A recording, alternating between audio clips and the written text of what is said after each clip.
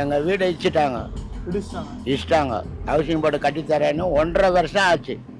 2 வருஷம் கிட்டத்தட்ட ஆகுது. இன்னும் எதுவும் ஒரு கடை கால கூட நடுங்கல. இதுதான் இங்கே இருக்கிற மக்கள் எப்படியும் ஒரு 450 பேரில் 100 பேர் கூலி வேலை தான். சாப்பிடலையா? சாப்பிட வேணான்றியா? வேணாம். சாப்பிட மாட்டா இருந்தால் அவருக்கு 50 ரூபா கொடு. அதுமாதிரி சொல்கிறதுக்கு பால் இல்லை. மறுநாள் கல்யாணம் நைட்டு 1 மணிக்கு இறக்குறாங்க. மறுநாள் கல்யாணம். அந்த கல்யாணத்தை நிறுத்தக்கூடாதுன்ட்டு நான் அவங்களுக்கும் சொல்ல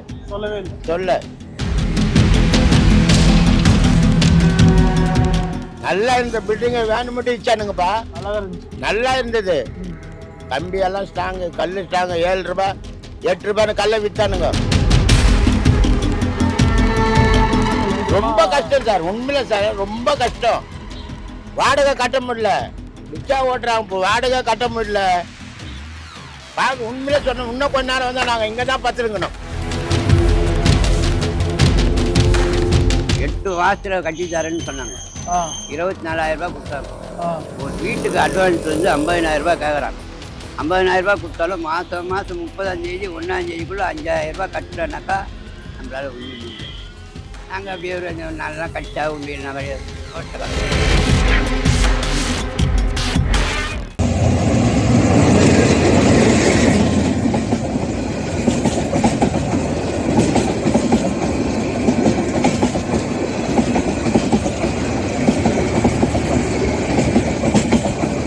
வணக்கம். இன்றைக்கி நம்ம வந்திருக்க இடம் புளியந்தோப்பு. புளியந்தோப் அப்படின்றது எல்லாருக்குமே எப்படி பொதுவாக கனெக்ட் பண்ணிப்பாங்கன்னா பிரியாணி இல்லை ஒரு ரொம்பவே எப்போவுமே மக்கள் அதிகமாக இருக்கிற இடம் அப்படின்றதான் சொல்லுவாங்க.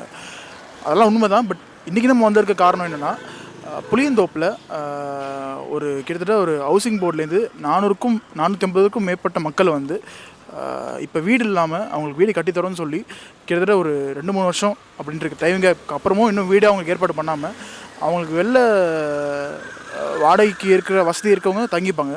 ஆனால் வாடகைக்கு இருக்க வசதி இல்லாதவங்க ரோட்டோரமாக டென்ட்டு மாதிரி போட்டு தங்கியிருக்க அந்த அவல் நிலை நிலவிட்டு வருது. ஸோ இந்த நம்ம இன்ஃபர்மேஷன் கிடைச்ச உடனே நம்ம லேட் பண்ணாமல் இன்றைக்கி புளியந்தோப்பு வந்திருக்கோம். லேட் பண்ணாமல் வீடியோக்குள்ளும் போயிடலாம். போய் அவங்களோட துயரங்கள் என்ன ஃபேஸ் பண்ணுறாங்க, வெளிலேருந்து எவ்வளோ கஷ்டப்படுறாங்க எல்லாத்தையும் அவங்க கேட்டு தெரிஞ்சுக்கலாம். வாங்க போகலாம். வணக்கம்ண்ணா. சொல்லுப்பா. உங்கள் பேர் என்ன? ராஜா. ஓகேண்ணா. எங்கள் புளியந்தோப்பு ஏரியாவில் ராஜான்றது ஒன்று, எம்ஜிஆர்ன்றது ஒன்று. ஆனால் ராஜான்றது தெரியாது, எம்ஜிஆர்னா தான் தெரியும். எங்கள் வீடு இடிச்சிட்டாங்க. ஹவுசிங் போர்டு கட்டித்தரேன்னு 1.5 வருஷம் ஆச்சு. 2 வருஷம் கிட்டத்தட்ட ஆகுது. இன்னும் எதுவும் ஒரு கடை கால கூட நடுங்கல. இன்னும் ஆகலை. இன்னும் வருஷம் கணக்கில் போய் நாங்கள் வாடகை வெளியே போயிட்டு வாடகை தான் கட்டினுக்கிறோம். இங்கே இருக்க மக்கள்லாம். ஆமாம். 440 வீடு தனியாக போயிட்டு 6,000 5,000 வாடகை கட்டினுக்கிறோம். வேலை வெட்டியில் ரிக்ஷா ஓட்டுக்குன்னு இதுமாதிரி நாங்களும் பிளாட் படுத்தோம். நான் இங்கே படுக்கிறேன், இங்கே என் தம்பிங்க இங்கே படுப்பானுங்க. இங்கே தான் படுக்கிறது இல்லை. இங்கே தான் அவங்கவுங்க இருக்கப்பட்டவங்க தனியாக வீட்டு போயிட்டாங்க. கவர்மெண்ட்டில் பாதி பேர் செய்கிறாங்க. இருக்கப்பட்டவங்க பாதி பேர் 50,000 1 லட்ச ரூபாய் 2 லட்ச ரூபாய் லீஸு போயிட்டாங்க. நாங்கள் இல்லாதப்பட்டவங்க ஏதோ இருக்கிறதெல்லாம் வந்து 26,000 24,000 கொடுத்தாங்க கவர்மெண்ட்டில். நான் கட்டி கொடுத்துறேன் 24,000 வச்சு எங்கன்னா வீடு போங்கன்னு. அதை வச்சு மேல் கொண்டு கடன் வாங்கி 50,000 கட்டி நாங்கள் வீடு போயிட்டோம். போனால் மாதம் 6,000 யார் கட்டுறது? வேலை வெட்டி இல்லையே. என்ன வேலை பார்க்குறீங்க? ரிக்ஷா ஓட்டுறேன்னு சொல்கிறேன்ப்பா. ரிக்ஷா ஓட்டுறேன். எங்கன்னா லோடிங் வேலைன்னா லோடிங் போவேன். கூலி வேலை? ஆமாம், கூலி வேலை தான் ரெகுலர். நாங்கள் சம்பள வேலையே கிடையாது. இதுதான் இங்கே இருக்கிற மக்கள் எப்படியும் ஒரு 450 பேரில் 100 பேர் கூலி வேலை தான். அந்த ஹவுசிங் போர்டில் 450 100 பேர் கூலி வேலை. முன்னே ஒரு 200 பேர் கவர்மெண்ட்டாக இருக்கும். கொஞ்சம் பணம் வச்சுன்னு இருப்பாங்க. சரி, உங்கள் குடும்பத்தில் எத்தனை பேர்? நாங்கள் இருக்கிறது வந்து நான், என் மருமக, 2 பொண்ணு 1 பையன். அவங்கவுங்க தனியாக போயிட்டாங்க. ரேஷன் கார்டில் இருக்கிறது வந்து நான், என் பையன், மருமக தாங்கிறோம். நீங்கள் பையன்? நான் 2 பேர். அவங்களும் தனியாக போயிட்டாங்க. என்னை விட்டுட்டு போயிட்டாங்க தனியாக. ஆமாம். அவங்க ஹவுசிங் போர்டில் இருக்கும் ஒன்றா இருந்தோம். எல்லாம் ஒன்றா. என் பிள்ளைங்க கூட எல்லாம் ஒன்றா இருந்தோம். அடிச்சதுக்கப்புறம் தனியாக போயிட்டாங்க. உங்களை கூட்டு போகலையா? நாச்சு அவங்க சின்ன ரூமு சின்ன பையனாச்சு, அவங்க கூட நான் போய் படுக்க முடியுமா? 2 குழந்தைங்கள வச்சுன்னுக்கிறான், அவங்க 2 பேர் இருக்கிறப்ப நான் போயிட்டு அவங்க கூட நான் படுத்தா என்ன ஆகும்? இல்லை இல்லை புரியுது எனக்கு. எந்த ஏரியா போயிருக்காங்க அவங்க? யார் மாட்டவட்டி போய்க்கிறாங்க பக்கத்தில். பக்கத்தில் பக்கத்தில் தான் அல்லமா. இந்த சின்ன பொண்ணு வந்து கேபி பார்க்கில் 2 லட்ச ரூபாய் லீஸுக்கு போயிடுது. இல்லை அப்படி இருந்தாலுமே நீங்கள் அவங்க அப்பா தனியாக எங்கள் ரோடில் கஷ்டப்படுறீங்க, தங்க இடம் இல்லை, ஒரு பையனாக அது இருக்கும்ல. பையன் டெய்லியும் வருவான், டெய்லியும் 100 ரூபாய் கொடுத்துட்டு போவான். அப்படி வந்து ஆமாம், டெய்லியும் நைட்டு 10 மணிக்கு 100 ரூபாய் கொடுத்துட்டு போவான். என் புள்ளி குறை சொல்ல, சொல்ல முடியாது. என் பிள்ளைங்க எனக்கு சாப்பாடு போ வீட்டை நின்று நான் தான் போக மாட்டேன். ரொம்ப கஷ்டப்படுறதுக்கு அவங்களுக்கும் கஷ்டத்தை கொடுக்கக்கூடாது. அவங்களும் கஷ்டப்படுறாங்க. ஆமாம், அவங்க 2 பொண்ணு டெய்லரு, 2 பொண்ணு டெய்லரு, பையன் வண்டி ஓட்டுறான், ரிக்ஷா ஓட்டுறான். அதுங்களுக்கு நம்ம ஏன் கஷ்டம் தான். நான் ஒரு நாளைக்கு போனேன்னா 500 ரூபாய் 600 ரூபாய் நான் சம்பாதிப்பேன். அதை வச்சு நான் பார்த்தேன். என் வீட்டில் இருந்து 13 வருஷம் ஆகுது. வீட்டுக்காரங்க? ஆமாம், என் வீட்டில் இருந்து 13 வருஷம் ஆகுது. என் பிள்ளைங்க கூட தான் இருக்கிறேன். அவங்க பேர் என்னவா? யார் பேர்? சொல்லு. கஸ்தூரி. கஸ்தூரி. Okay okay. 13 வருஷம் ஆகுதுல்ல, அது அவங்கள பிரிஞ்சு இந்த 13 வருஷம் அவங்க எவ்வளோ தூரம் அவங்க இல்லைன்ற வேதனை இருக்கு, எவ்வளோ தூரம் மிஸ் பண்ணுறீங்க? டெய்லி தான் வேதனை, டெய்லி தான் வேதனை. பிள்ளைங்கிட்ட வந்து நம்ம மாறாட்டிக்க முடியாது. இப்போ கண்டிப்பாக என் வீட்டில் இருந்தால் எனக்கு 50 ரூபா கொடுக்கும். சாயந்தரமா நான் 50 ரூபா என்ன சாப்பிட்லையா, சாப்பிடு வேணான்றியா, வேணாம் சாப்பிட மாட்டா இருந்தால் அவருக்கு 50 ரூபா கொடு. அதுமாரி சொல்கிறதுக்கு பால் இல்லை. அதுக்கோசம் நான் கஷ்டப்படணும்ல. நான் கஷ்டப்பட்ட தானே எனக்கு நான் நிம்மதியாக இருக்க முடியும். இன்றைக்கி போனேன் ஒரு வீட்டில் வேலை செஞ்சால் 300 ரூபாய் கொடுத்தாங்க. அதை வச்சு நான் அனுபவிக்கிறேன். இதுதான் கொள்கை, என் வாழ்க்கையோ. அவங்க எப்படி இறந்தாங்க? உடம்பு சரியில்லை, கால் கை. ஆமாம், உடம்பு சரியில்லை, கால் கை கொண்டுச்சு, ப்ரெஷர் ஓவர், ரத்த வச்சு காப்பாற்றினேன். எவ்வளோ முடிஞ்சு காப்பாற்றினேன். முடிஞ்ச அளவுக்கு என்கிட்ட ஒரு காசு இருந்து ஒரு 40,000 இருந்து காப்பாற்றினேன். முடியல, இறந்துட்டாங்க. அவங்க இறந்தாங்கல்ல, இறந்து போனால் அந்த முடிஞ்சளவுக்கு நீங்கள் வந்து நம்பிக்கையோடு பார்த்துட்டு? ஆமாம், நம்பிக்கையாக பார்த்தேன். இறக்கும்போது எவ்வளோ கொடுமையாக இருந்துச்சு, எவ்வளோ வலியாக இருந்துச்சு? ரொம்ப வலின்னா நான் இன்னும் பச்சையாக சொல்லணுன்னா அவங்க கால் கையெல்லாம் கை விட்டு நான் தான். இது அவங்க கக்குசு போயிட்டாங்கன்னா பிள்ளைங்கள சேர்க்கக்கூடாது, 2 பொட்டை பிள்ளைங்கள கிட்ட சேர்க்கக்கூடாது. அந்த வேதனை என்னோட போட்டோம். ஆமாம், அந்த வேதனை வந்து குழந்தைங்கள விடக்கூடாதுல்ல. கண்டிப்பாக என் மனசில் பட்டது, நம்ம பார்த்தது நம்ம தான் பார்க்கணும்.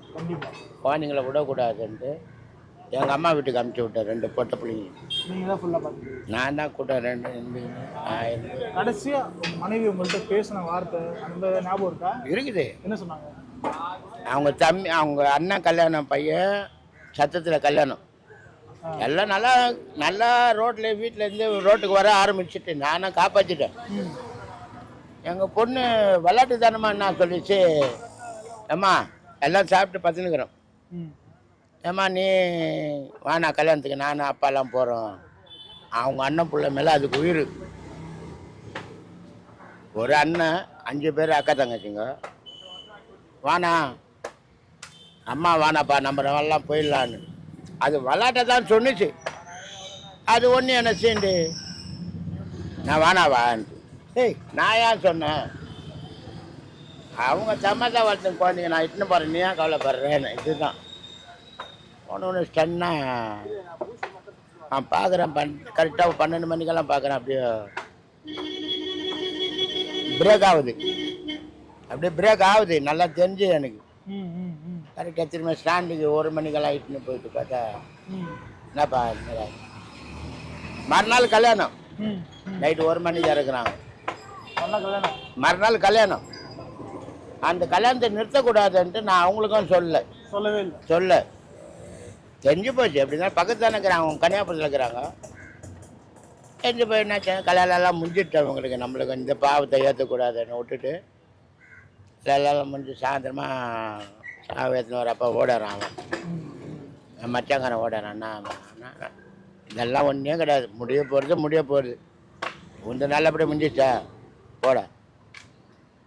அதான் ஆனால் இங்கே ரொம்ப பேர் ரொம்ப பதம் ஒழிகிறாங்க. வீடு கட்டித்தரேன்ட்டு. இப்போ இன்னும் எவ்வளோ வருஷம் ஆகுது கட்டிக்கிறது? உள்ள வேலை வந்துட்டு இருக்கா? வேலை இப்போ தாங்க ஸ்டார்ட் பண்ணுறான். ஒரு வாரம் தான் ஸ்டார்ட் பண்ணிக்கிறான். இன்னும் 2 வருஷம் இந்த எலெக்ஷனில் முடிவு பண்ணுவானா இல்லையான்னு தெரியல. அவன் பேசணுன்னா எவ்வளோ பேசுவேன் நான். ஒரே வருஷத்தில் கட்டித்தரேன்னு மீட்டிங் போட்டான். ஒரே வருஷத்தில் 12 மாதத்துல ஒரே வருஷத்தில் கட்டித்தரேன்னு பண்ண. ஆனால் அவங்க அப்பா கட்டின வீடு தான் இது. கலைஞர் பீஸில் கட்டின நல்லா இருந்த பில்டிங் இஷ்டானுங்க. நல்லா இருந்த பில்டிங்கை வேணும் மட்டும் இச்சானுங்கப்பா. நல்லா இருந்தது. கம்பியெல்லாம் ஸ்ட்ராங்கு, கல் ஸ்ட்ராங்கு. 7 ரூபாய் 8 ரூபான்னு கல்லை விற்றானுங்க. ஒரு கல்லை 7 ரூபாய் 6 ரூபான்னு விற்றானுங்க. இந்த ஆட்சி வந்து தான் இந்தமாரி பண்ண ஆரம்பிச்சுதான். அப்போ கட்டினது புள்ள கட்டுவான்ட்டு நாங்களாம் பிளான் பண்ணி விட்டோம். கம்முன்னு சொல்கிறாங்களே கட்டி தருவாங்களேன்னு நம்பி 3 போராட்டம் பண்ணிட்டோம் ரோட்டில். 3 போராட்டம் பண்ணி போலீஸ் எல்லாம் வர வச்சு பண்ணால் கூட மதிக்கலை. அப்புறம் தான் கொஞ்சம் கொஞ்சமாக இப்போ தான் ஸ்டார்ட் பண்ணிக்கிறான்.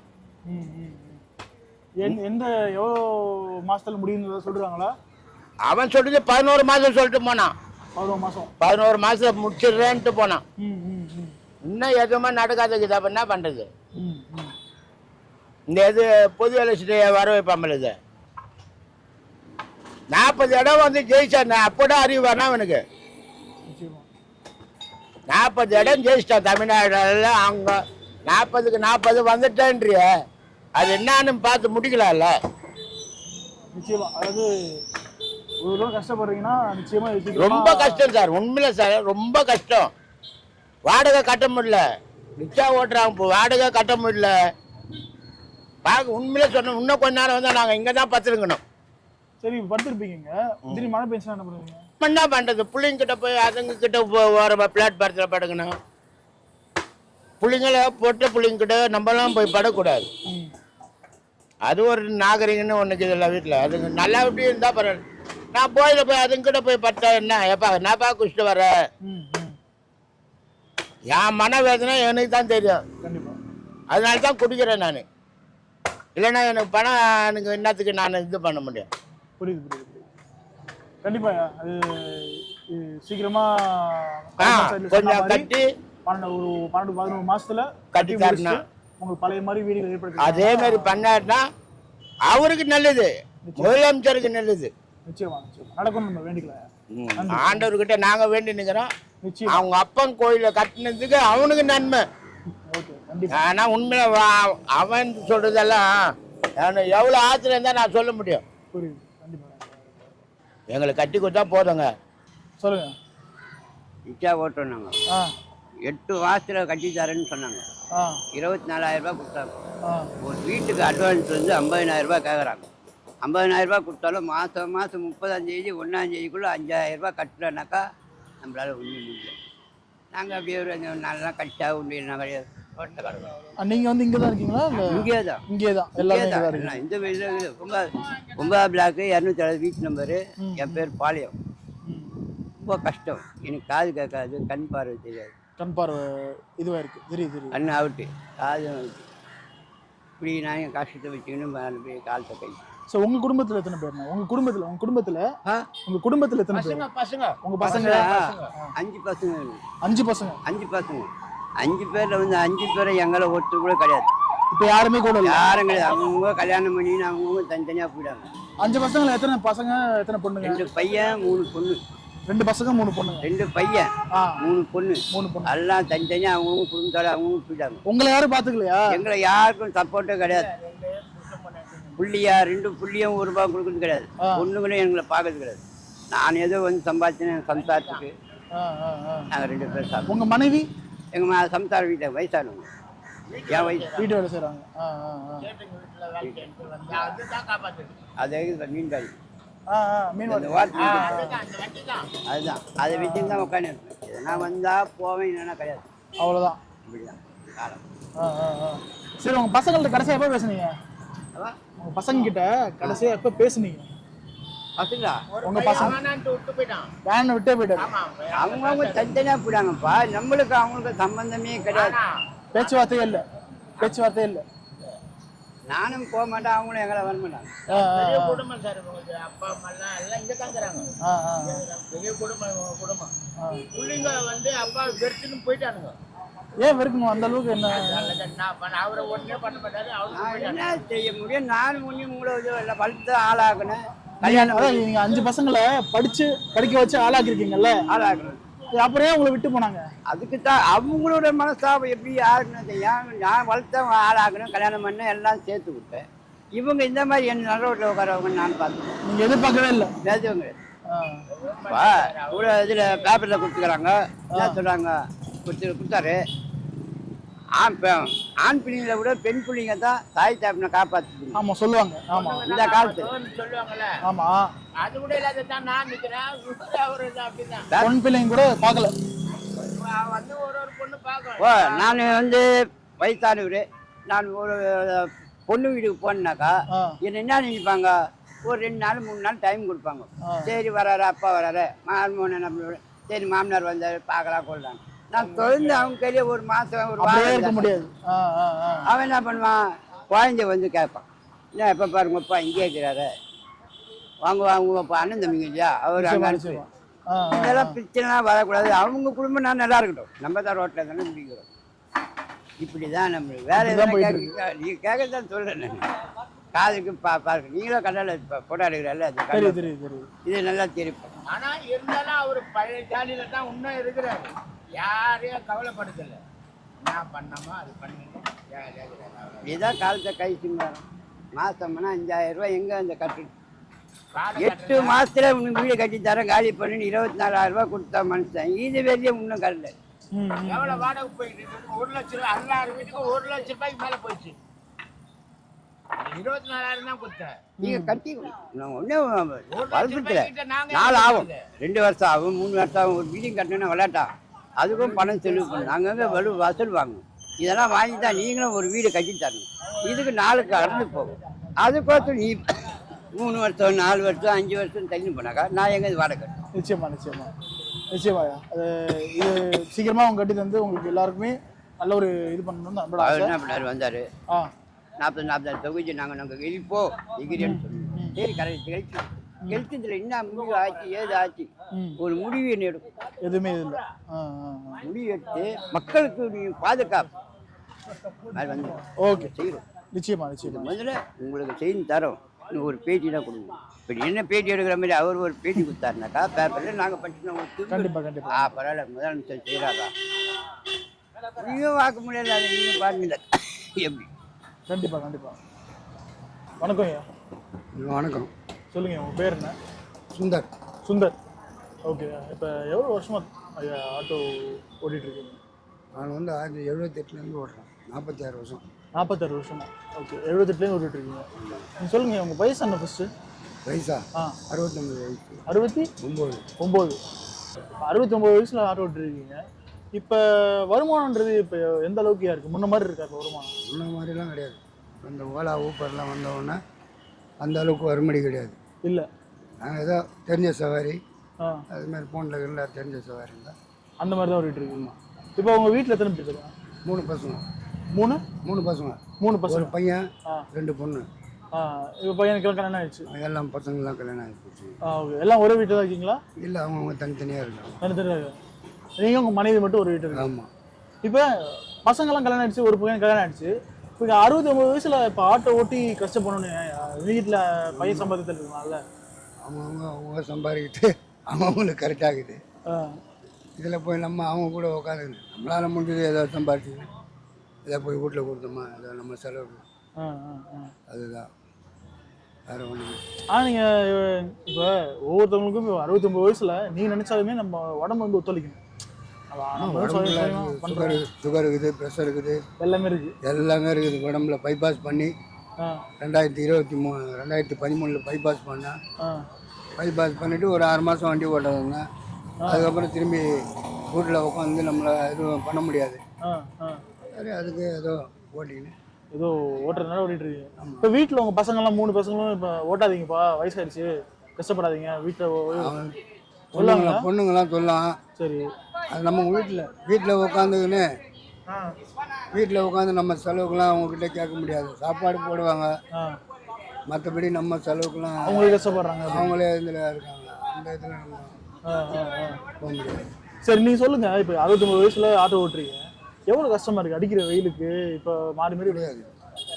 வெயிலில் நம்மளால் ஓட்ட முடியல. ஓட்டவே முடியல. காலையில் ஒரு 6:30க்கெலாம் எடுப்பேன். சரி 10:10:30க்கெலாம் ஓரம் கட்டிங்கன்னா மரத்து நிழலில் போட்டு காலைல டிஃபன் பண்ணிட்டு அப்படி கொஞ்ச நேரம் அப்படி இருப்பேன்.